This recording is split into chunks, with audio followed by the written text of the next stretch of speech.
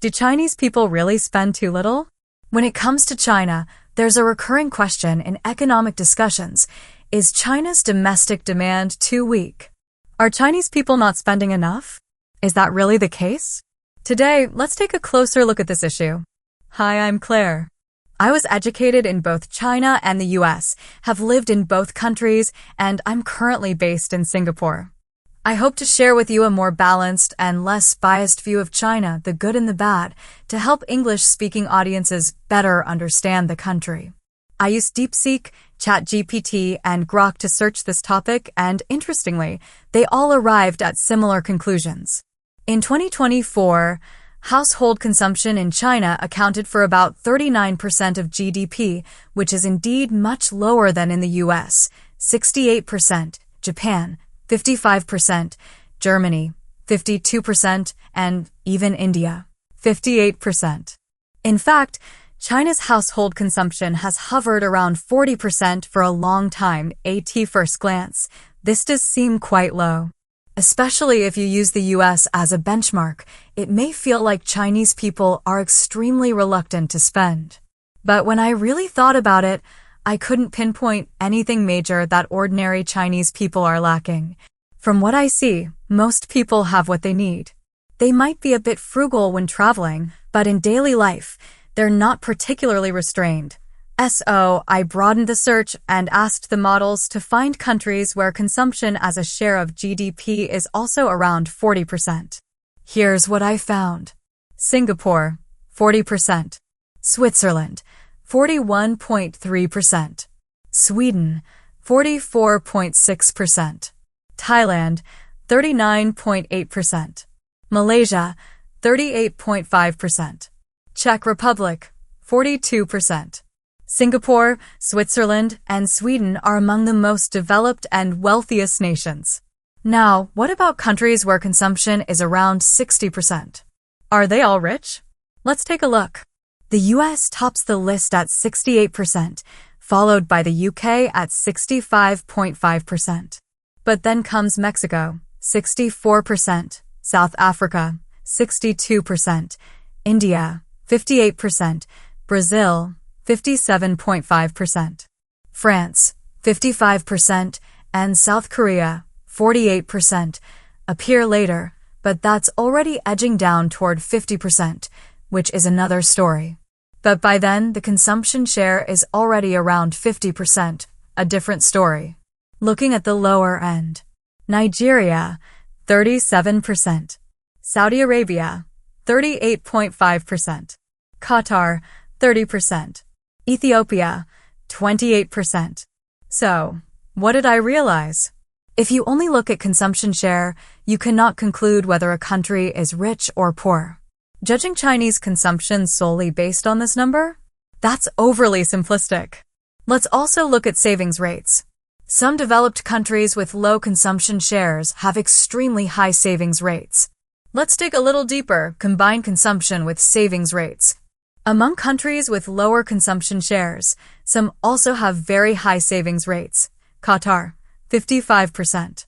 Singapore, 48%. Saudi Arabia, 45%. China, 44%. South Korea, 36%. When we combine consumption and savings, a few patterns emerge.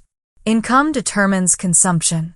High-income countries, US, Germany, have higher consumption ratios because people feel secure, high incomes, strong social welfare. Middle-income countries, China, India, sit in the middle with wider disparities. Culture influences savings. East Asian countries, China, 44%, South Korea, 36%, and oil-rich economies, Qatar, 55%, save more. In contrast, the West, US, 14%, UK, 13%, leans toward a strong consumer culture. Latin America, Mexico, 15%, and Africa, Nigeria, 18%, have low savings rates, often due to lower incomes. Welfare and employment matter. Strong welfare states, like Germany and Japan, maintain stable consumption. China's welfare system is weaker, and with around 200 million gig workers, there's significant employment pressure, which depresses consumption. In very low-income countries, consumption is mainly for survival. Urbanization and economic structure. Countries with high urbanization, US 80%, Japan 90%, see higher consumption because of vibrant services and retail sectors. In contrast, oil exporters, Saudi Arabia, Qatar, rely on exports, not domestic consumption. So you see, consumption reflects a complex mix of income, culture, welfare systems, employment security, and urbanization. If you criticize China for a 40% consumption share, you would also have to criticize Switzerland, Sweden, Singapore, and the Gulf countries. Perhaps it's worth asking, why is Americans' benchmark necessarily the right one? Now, back to the original question. Are Chinese people spending too little? Let's take a closer look at the various components of consumption. The consumption structure of Chinese people is quite different from that of other countries. Chinese people spend the most on food consumption, which is roughly 10% higher than that in other countries, and they also spend more on education. However, their consumption on housing and entertainment is significantly lower. First, a quick explainer. Food consumption includes both cooking at home, grocery shopping, and eating out, restaurants, takeout, street food, and it's usually measured as a percentage of total household spending. In China, people spend a lot on food compared to other countries. But if you've ever been to China, you'll know that eating out isn't that expensive. Buying groceries is even cheaper. For example, when I cooked in Beijing last year, a homemade lunch cost around 10 yuan, $1.50 USD. Vegetables, 2-3 yuan per bunch. Meat, 32 yuan per kilo. Eggs, 1 yuan each. Ordering a simple meal delivery typically costs 20-25 yuan, $3-4 US. Food spending is culturally important in China. There's a popular saying, food is the paramount need of the people. Finished an important task? Treat yourself to a nice meal. Passed an exam? Let's go out and eat something good. That's how we celebrate. Dining out is not just about eating. It's also an important social activity for business meetings, family gatherings, friends hanging out. Important events, like a senior turning 66 years old or a child getting into college, often involve a celebratory meal with extended family and guests. In big cities, fast work paces and long commutes leave little time for home cooking, pushing people toward dining out and takeout. China's food delivery platforms, like Meituan, are fast, reliable, and affordable, further boosting food-related spending. Also, many young people either don't know how to cook or prefer not to, relying more on restaurants and delivery services. All these factors combined make food expenditure a major part of Chinese household spending. Next, education spending is also very high. Even though public education is the norm, parents often pour money into extracurricular tutoring and enrichment programs to give their kids an edge, a phenomenon known as education involution. Starting from kindergarten, many parents opt for private or high-end schools for better quality and more options. If they study abroad, the expenditure on education will be significantly higher. Because competition for university entrance is so fierce, parents are willing to spend heavily to secure better educational opportunities. There's a deep-rooted mindset. We can't let our children lose at the starting line. This is also one reason for China's declining birth rate. Raising a child can be extremely expensive. If you rely solely on the basic public school system, education costs would be quite low. Now, what about housing? Why does housing seem to take up a smaller share in the statistics? I believe this is partly a statistical issue.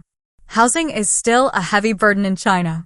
But in the past couple of years, with real estate prices falling, more people are choosing to rent rather than buy, which does ease the financial burden.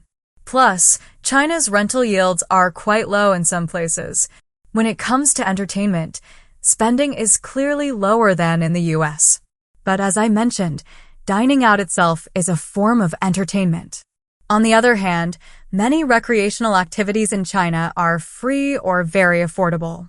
Moreover, I think Chinese people's spiritual lives are quite rich without necessarily spending much money.